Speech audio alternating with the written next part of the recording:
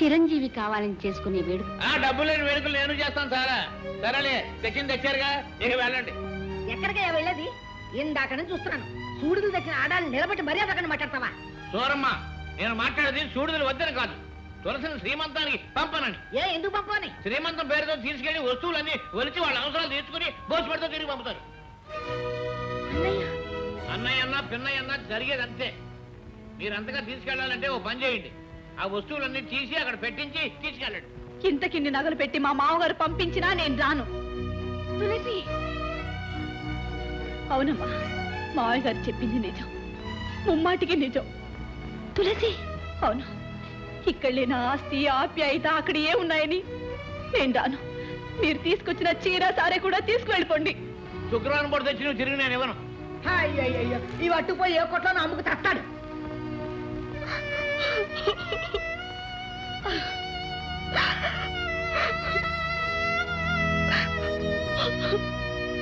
రెండో ఎవడదాం.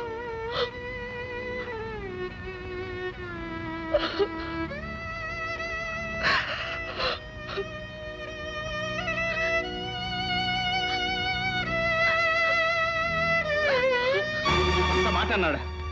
వాడి నీచ బుద్ధులు మనకు ఆపాదిస్తాడా? నేను ఇప్పుడే స్వయంగా వెళ్ళి వాడికి బుద్ధి చెప్పి చెల్లెలు తీసుకొస్తాను. వద్దండి, ఇప్పుడు మీరు అక్కడికి వెళ్తే తీసుకురాగలిగింది తులసిని కాదు, ఇంతకింత అవమానాన్ని. నన్ను అవమానించడానికి వాడికి ఎన్ని గుండెలు? ఇంకా అతనికి వేరే గుండె కావాలా మీ గుండెని పగలగొట్టడానికి? మీ చెల్లెలే తన మావయ్యని వెనకేసుకొచ్చి మమ్మల్ని తోడునాడితే ఏమిటి? తులసి మిమ్మల్ని తోలనాడిందా? అది సహజం బాబు. మెట్టినింటికంటే ఏ ఆడది పుట్టింటిని గొప్పగా చూసుకోదు. ఆడపిల్లనిచ్చుకున్న చోట ఇలాంటివి సహజం. పేదవాళ్ల ప్రేమ కన్నీటి వరకు ఆగిపోవాలండి. పట్టుదలకపోతే మన ప్రేమ అనురాగాలే ప్రేమించిన వాళ్ళ పట్ల తిరగటి రాళ్ళవుతాయి. అర్థమైంది పద్మ. ఇన్ని అవమానాలకు కారణం మన పేదరికమేనని, ఆస్తి అంతస్తు లేని వాళ్ళ మమత మానవత్వాలు పిచ్చి వాళ్ళ ప్రేలాపనే అవుతాయని పూర్తిగా అర్థమైంది.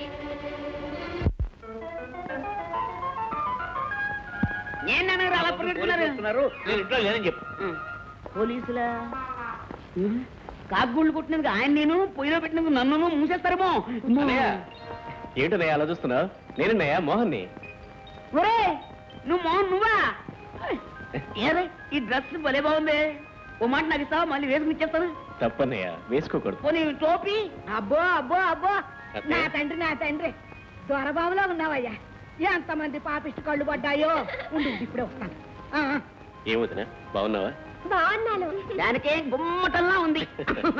ఏంటమ్మా సిగ్గుపడి ఇక్కడే నిలబడ్డావా?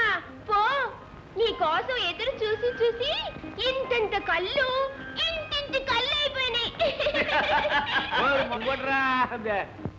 ఎవరో పోలీసులు అనుకునే పరిగెత్తారు.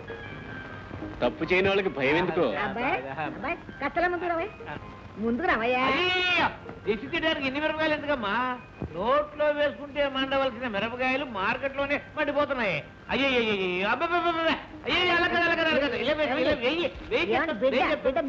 అబ్బాయి బిడ్డ లేదు, లడ్డు లేదు. ఇదిగో ఇది తీసినా ఒకటే, ఒకటి తీసినా ఒకటే. ఇదిగో నీ ఒకటి పెట్టి తీసినా. అవునవును, ఇరుగు దిష్టి, పొరుగు దిష్టి, ఊరు దిష్టి, మీ నాన్న పిసినారు దిష్టి.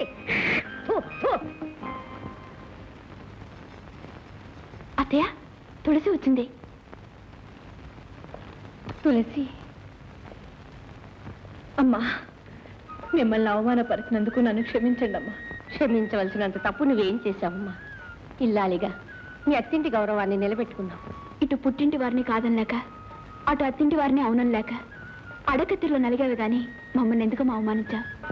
వదినా, నన్ను ఇంత త్వరగా నువ్వు క్షమిస్తావని నేను అనుకోలేదు. ఆడపడుచు మీద అలక, కట్టుకున్న వాడి మీద కినుక అభిమానంతో కూడినవే గాని దేశంతో కాదమ్మా.